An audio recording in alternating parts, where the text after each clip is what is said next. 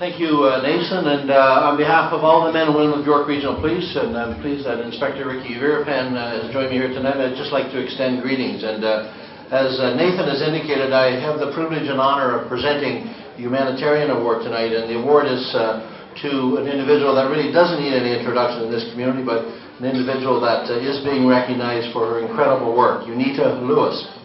And Unita is a native St. Lucian who immigrated to Ottawa, Canada in 1971, and to date she has been an active member in her community.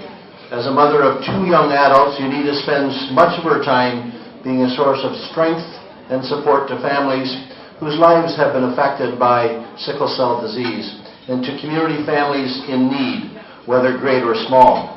Having a child with SCD, Unita has been there at the forefront. She's had first-hand experience on the unpredictable nature of sickle cell and the powerful impact of this disease on individuals and on families.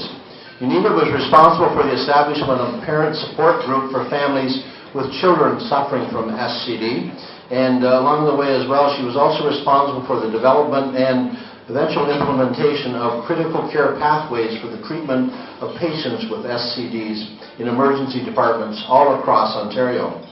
The SCD parent group that she established has collaborated with like associations or organizations in Toronto, in Montreal, and in the Caribbean. Their most recent collaboration, which includes 3 other advocate groups, has resulted in a long-awaited decision by the Ministry of Health and Long-Term Care to add SCD to the list of disorders legislated for newborn screening. On November the 2nd, 2005, the McGuinty government announced that SCD was added to the newborn screening program, a significant accomplishment for the group and also for families affected by these blood disorders and for children whose voices were heard in the solid commitment of Unita Lewis and other hardworking members of the parent support group. Unita also volunteers for other organizations, including the Multicultural Association of Orleans, the Canadian Blood Diversity Group, and the Regional Liaison Committee of Eastern Ontario. And in 2009, she was nominated for a Why Women of Distinction Award. The vision for change, the belief in equalizing access, the firm understanding that education, awareness, and the simple act of asking would make a difference started with one woman who made a pact with her higher power. Now the story can belong to so many others, and the village can continue with its work, one child at a time. Ladies and gentlemen, Unita Lewis.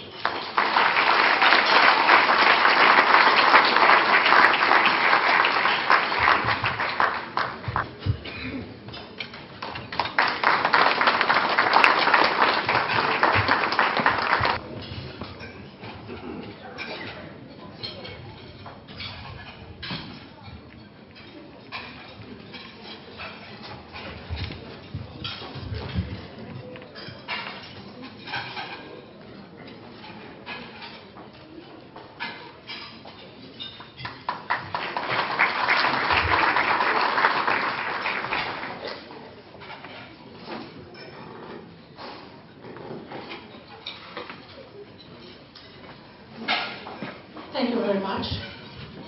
No matter how many times I do this, I still get very nervous, so please bear with me. I'm deeply honored, Larry, for your trust in me, for your support in my vision for change in community service. My undying commitment, my love for the people I serve and represent, constantly reaffirm my dedication to community service. Earlier, Dr. York spoke about community care. The minister spoke about hope. Our DNA in all of us should do something to help, to support, to share our love for those children who suffer and the young adults with sickle cell disease. My son is 31 years old today, and because he has such a pain in the neck of a mom who pushes, who demands change, we need comprehensive care. And as a community service person in healthcare, I know we can do it. Our children deserve more than what they receive. I'm also a healthcare provider. And when I see the type of pain our children go through, I can't begin to tell you how much it hurts to see a child, 2 years old, in so much pain.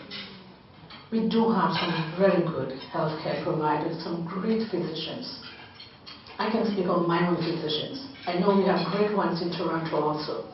I haven't met Dr. Pendergrass, but I know he's here. And I hear of all the good things he does in Toronto. His good friend Dr. Timnoff speaks very highly of him.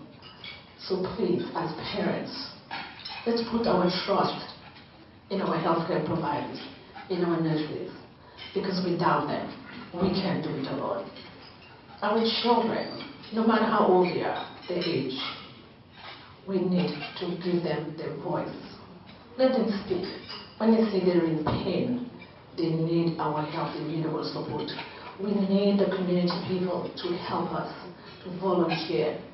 I know Heidi's not going to like what I'm going to say, but in 2005, when they said Brent can no longer be transfused, they said he was going to die.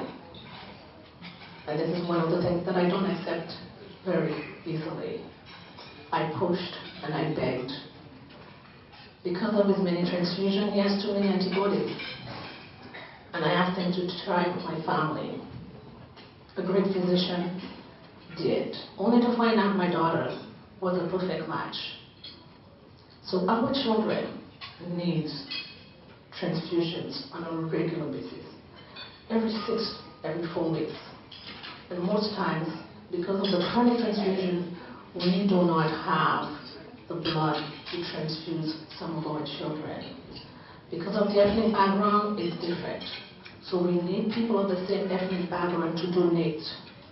I'm begging you to donate. Today, Heidi is an international donor for Canadian Blood Services. You can do it. All of us can do it. The other physician spoke about our DNA lab. You'll be surprised how great you are. What you can do for your children in your community. A young man said to me the other day, Unita, I didn't ask to be sick. I just want to get well. We can do it. With our faith, with our hope, with our belief, with our trust. See, we had a very good physician in Ottawa, and I just noticed her, Dr. Melanie Kirby.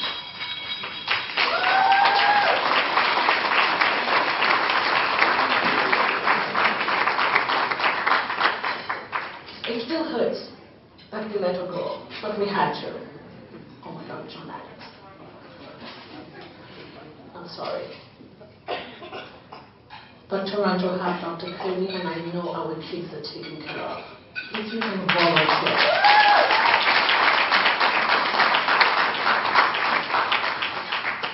Please do so. We need you, because without the help, without the community, we cannot do it alone. I'll share a quick story from an army. When I was 16 years old, I was always getting in trouble. And I said to my mother that my mother is one of those persons who gives. And with 13 children, I always thought, if she would only sell the bananas, if she would only sell the tomatoes and potatoes and everything that my dad worked so hard for, we would be rich. And she said to me once, oh my dear child, what would I do with $2 if I sell everything?